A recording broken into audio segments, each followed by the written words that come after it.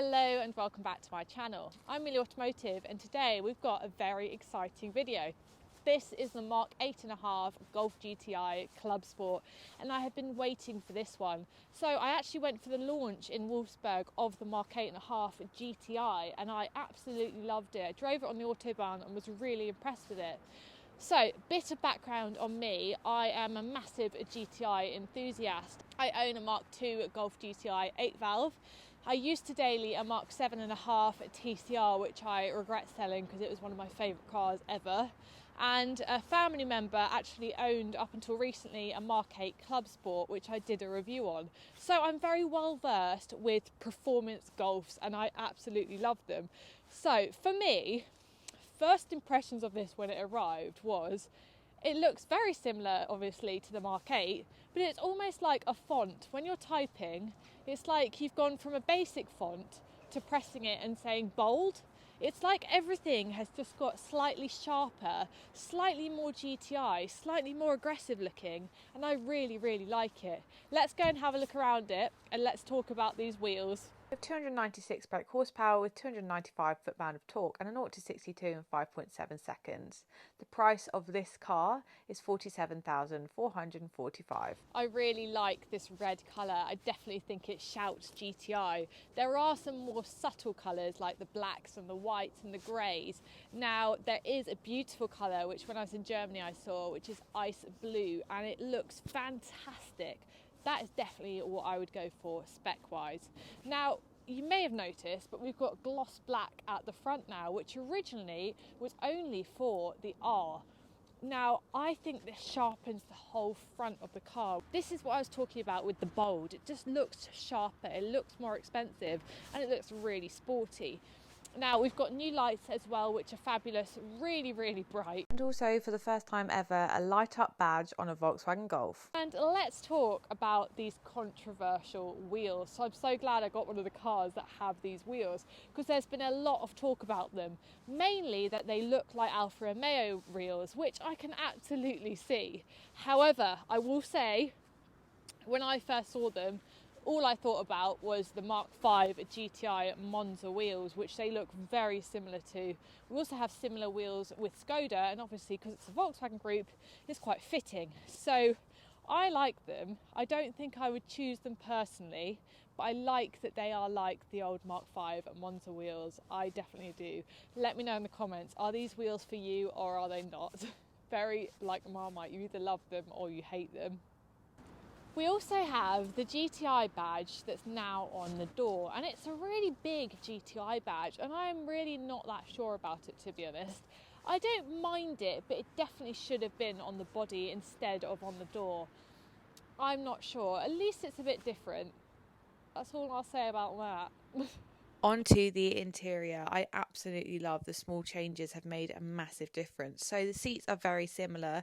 We've got the red stitching, but now we have the GTI logo embossed on the seats, which I think makes a ton of difference. It looks fantastic.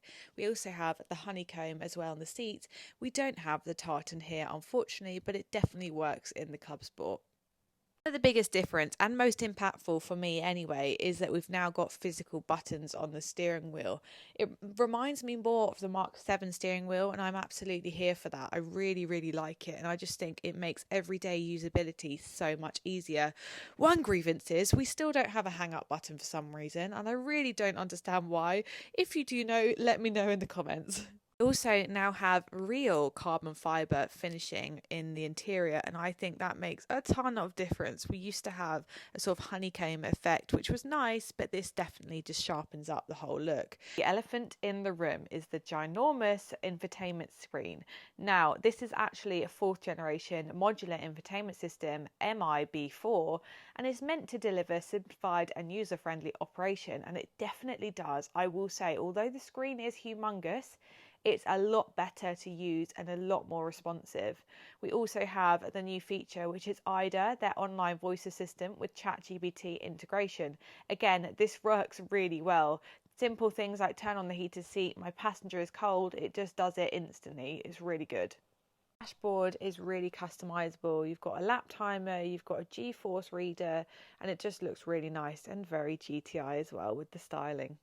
Back of the car hasn't really changed. You've got the seats that continue in the rear, and also you've got some handy holders for rear passengers in the back as well. We also have a decent amount of room in the boot, and you can fold down the seats. Super practical. Now it's definitely time for the all-important drive, because let's be honest, that's what you're doing most of the time in one of these cars, and you want to drive it because it's excellent fun. For a car that's front-wheel drive, to have this much power and the stats it has is pretty impressive. Now, unfortunately, it's very greasy on the roads today, and this is not a Golf R, it is a Clubsport, and it's front-wheel drive, so I can't really push it. Do you know what? Part of the fun of this car is it does fight with you a little bit.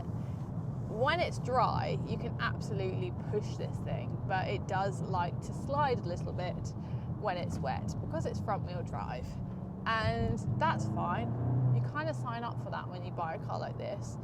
I can't get over the feeling of driving one of these. It pops, it bangs, it sounds amazing, it changes up really well, and special mode is something that is incredibly special.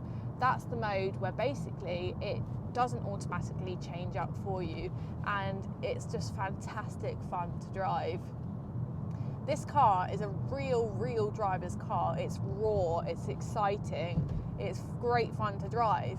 But when you are driving one of these, you've got to take into account, as a daily driver, it's not going to be the most comfortable thing on this planet. I mean, to be honest, even with dynamic chassis control, which is an optional extra, it's still not the most comfortable thing on this planet. But what would you expect? You don't think, oh, I'm driving a car that's really comfortable. When I had the TCR, I opted for 18s with dynamic chassis control because everyone told me that it would make such a difference, and boy, it really did. I can't believe how much more comfortable that car was than my dad's Mk8 Clubsport, which we both had at the same time. Now, these are 19s, and I would be really interested to try the 18s because there's only one option at the moment for 18s, but they're still quite nice wheels. They definitely don't look as good, but I just think everyday drivability, 18s are a game changer. Driving wise and the engine, nothing's really changed. Dynamic chassis control has been improved, and I will say you definitely can feel that slight improvement. Is definitely a little bit more comfortable. Now, I also don't know if that's because in the previous Clubsport I drove, they had the leather seats, and these are the cloth, and they automatically make it a lot more comfortable. And I think definitely a Golf should always have cloth seats because it's just the way it should be. You've got to look at this. A lot of people have been like, it's got a really high price tag, it's not premium. This car is never going to be a premium car. If you're looking for premium, you need to go into Audi, BMW, because this car is a driver's car. That's what the GTI has always been, and it does it very well. There's nothing quite like driving a GTI, and I've driven a lot of cars over the years, and there's just something about them. It's the history, it's the heritage. I absolutely love them, and I just think they've smashed this with the changes they've made that are quite subtle, but they're changes that needed to be made. Things like the buttons on the steering wheel are just so much better, and I'm just really glad Volkswagen are starting to listen to their customers and give them what they want. So I'm looking forward to the future. Oh, this thing just goes. Like, that was in just sport mode, and this thing just flies.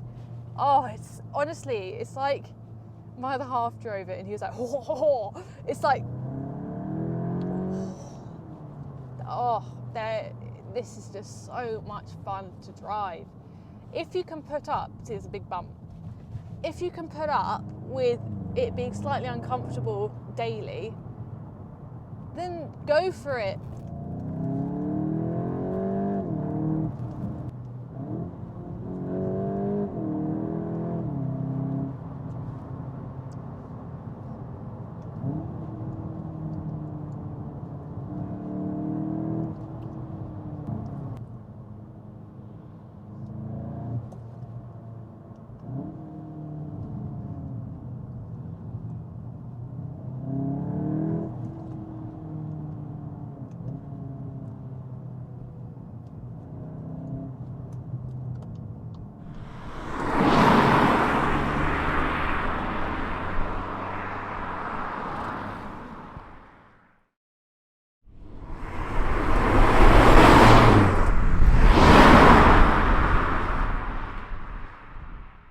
Final thoughts on the Clubsport. I am very impressed with it. I feel like the overall look of the car looks so much more aggressive and GTI-esque, if that's a word.